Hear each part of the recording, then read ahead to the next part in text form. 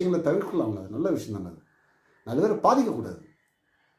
4 பேரை பாதிக்கிறது என்ன யூஸ் இருக்குது? கோடிக்கணக்கில் பணத்தை போட்டு எடுத்து அப்படியே தலையை வெட்டுறதும் குத்துறதும் ரத்தம் ஓடுறது என்ன இது? என்ன இது? என்ன நடக்குது? இது என்ன?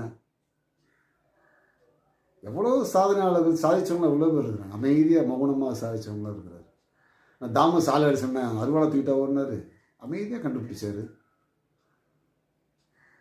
கத்தி எடுத்துட்டு ஓடினாரா? ஒன்றுமே பண்ணல, அமைதியாக உட்காந்து கண்டுபிடிச்சாரு.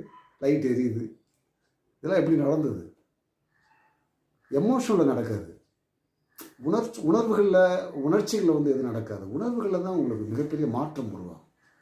ஒரு நாட்டோட மாற்றமாக இருக்கட்டும், ஒரு ஒரு ஒரு ஒரு படைப்பாளியோட மாற்றம், உணர்வு தான் ரொம்ப முக்கியம். அதனால உங்கள்கிட்ட தொடர்ந்து நான் உணர்வை பற்றி நான் பேசுகிறேன். நீ உணர்வோடு வாழ்க்கையில் இருக்க நீங்கள் பழகணும், ரொம்ப முக்கியம். உளவியல் வந்து உங்களை விடாது. நீ உணர்வோடு எழுந்துட்டீங்கன்னா அதுக்கப்புறம் என்ன வேணும்?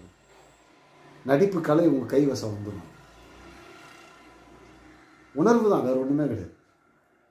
அவருடைய கன்வர்ஷன் என்ன, அது எங்கே அப்ளை பண்ணணும், என்ன மாதிரியான கதாபாத்திரம், அவ்வளோதான். அதில் எப்படி நம்ம அதை பண்ணணும், அதை நம்ம எப்படி வேணாலும் பண்ணலாம்ல.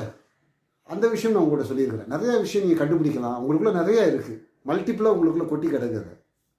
அதனால தான் வகுப்பு